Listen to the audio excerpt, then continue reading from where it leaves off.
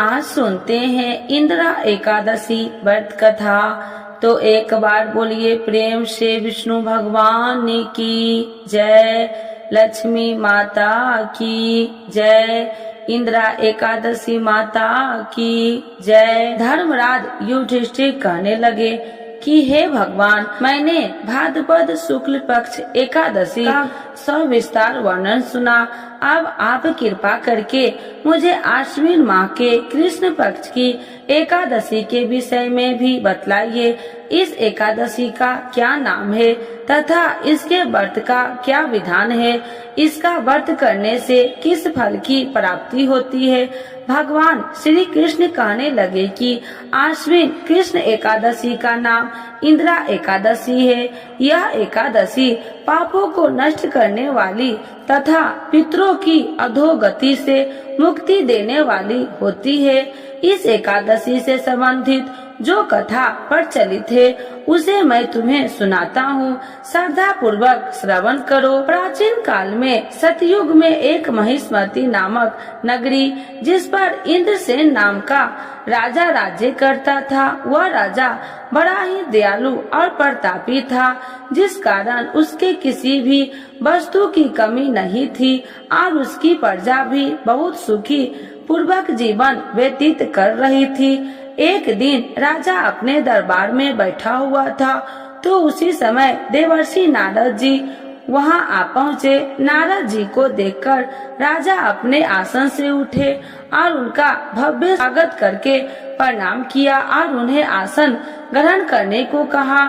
इसके बाद देवर्षि नारद जी ने राजा इंद्रसेन से कहा, हे राजन, आपके राज्य में सभी सुख भोग रहे हैं, प्रजा को किसी प्रकार का कोई कष्ट या दुख नहीं है। मैं आपकी इस उदारता को देखकर अति प्रसन्न हूँ। नारद जी की बात सुनकर राजा ने कहा, ये सब तो आपकी कृपा है जो मेरे राज्य में हर प्राणी सुख भोग रहा है।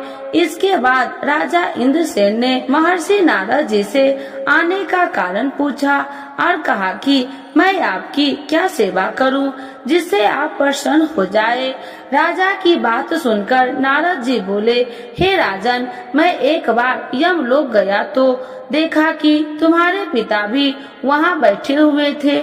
हे राजा, तुम्हारे पिता भी तुम्हारी तरह ही बड़े ज्ञानी धर्मात्मा थे, किंतु एकादशी का व्रत नहीं करने के कारण मरने के बाद वो यमलोक में गए, जिस कारण वो बहुत दुखी है।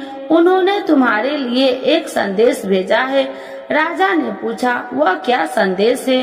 देवर्षि, कृपा करके मुझे बतलाइए। आपके पिता ने कहा, हे देवर्षि, आप मेरे पुत्र इंद्रसेन, जो इस समय पृथ्वी पर महेशमती नामक नगरी का राजा है, उसके पास जाना और कहना कि मैंने पूर्व जन्म में कुछ बुरे कर्म किए हैं, जिससे मुझे यह लोक मिला है।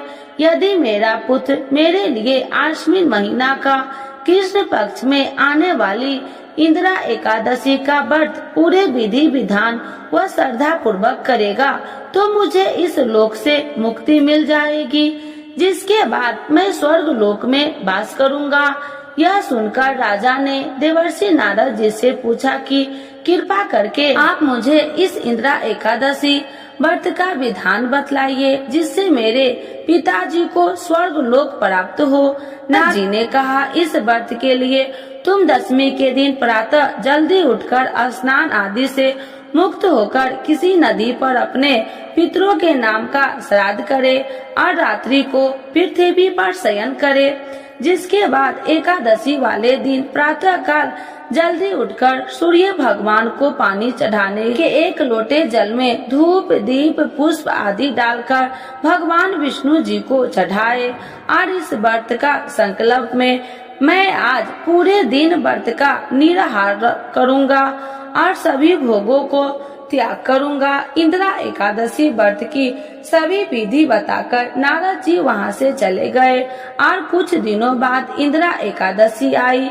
राजा ने इस एकादशी का व्रत किया और पूरे विधि विधानों से श्रद्धा भाव से पूजा अर्चना करी और अपने पिता के नाम का श्राद्ध किया तथा दूसरे दिन ब्राह्मणों को भोजन करवाकर दान दक्षिणा देकर उन्हें विदा किया। उसके बाद स्वयं ने भोजन किया।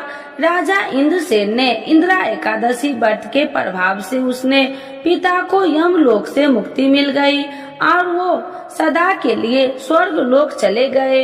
हे युधिष्ठिर, यह इंदिरा एकादशी व्रत का महात्म्य मैंने तुमसे कहा। इसके पढ़ने और सुनने से मनुष्य सब पापों से छूट जाते हैं और सब प्रकार के भोगों को भोगकर वैकुंठ को प्राप्त होते हैं। तो एक बार बोलिए प्रेम से विष्णु भगवान की जय।